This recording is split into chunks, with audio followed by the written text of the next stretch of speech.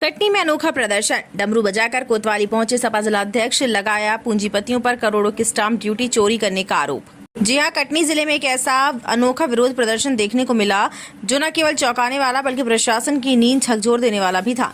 समाज सेवी समाजवादी पार्टी के जिला अध्यक्ष AK खान सिर पर शिकायतों से भरी टोकरी, गले में रस्सी और हाथों में डमरू लेकर सीधे कोतवाली थाने पहुंच गए, जहां उन्होंने जिले के 2 नामी पूंजीपतियों पवन मित्तल और ललित मित्तल पर करोड़ों रुपए की स्टाम्प ड्यूटी चोरी का गंभीर आरोप लगाया। AK खान ने थाना प्रभारी को ज्ञापन सौंपते हुए कहा कि मित्तल बंधुओं ने रजिस्ट्री के दौरान गाइडलाइन दरों की धज्जियां उड़ाई हैं।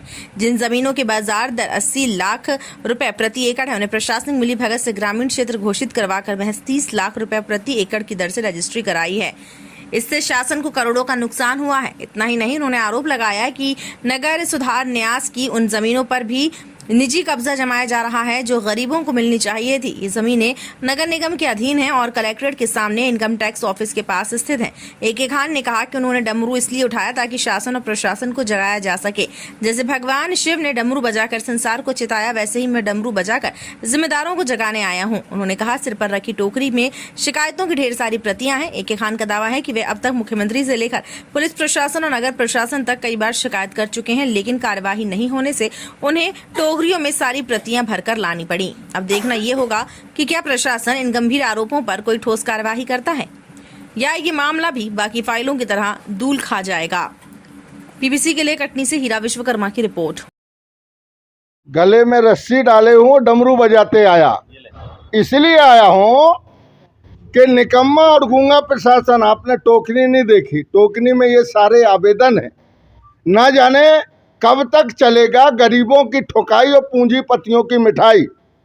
कटनी का पूंजीपति पवन मित्तल, ललित मित्तल और पवन मित्तल, इन्होंने लगभग करोड़ों रुपए की राजस्व की चोरी की है और स्टाम्प ड्यूटी की चोरी की है, जिसकी शिकायत मेरे द्वारा लगातार की जा रही है।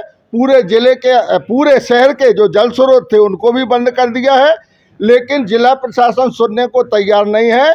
ये रस्सी, चूँकि आज TI महोदय साहब को अभी बताने का काम हमने किया कि लगातार आवेदन निवेदन के बाद इन चोरों के ऊपर कार्रवाई नहीं हो रही है।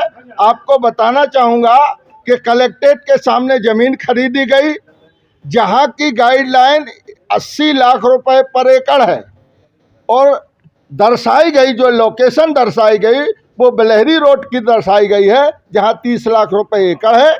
पवन मित्तल का इस तरीके से लगातार जो धंधा है वो चल रहा है। सरकारी ज़मीनों में पूरी तरीके से काबिज हो गए हैं। आने वाली बरसात में आप देखना, हम रहें या नहीं रहें, लेकिन आने वाला कल शहर के लिए अच्छा नहीं होगा। इसलिए मुझे लगता है कि मैं शहर के लोगों को न्याय नहीं दिला पा रहा, इसलिए आज ये रस्सी भी बांध के आया हूँ कि अगर समय रहते न्याय नहीं होता तो ये रस्सी मेरे काम आएगी।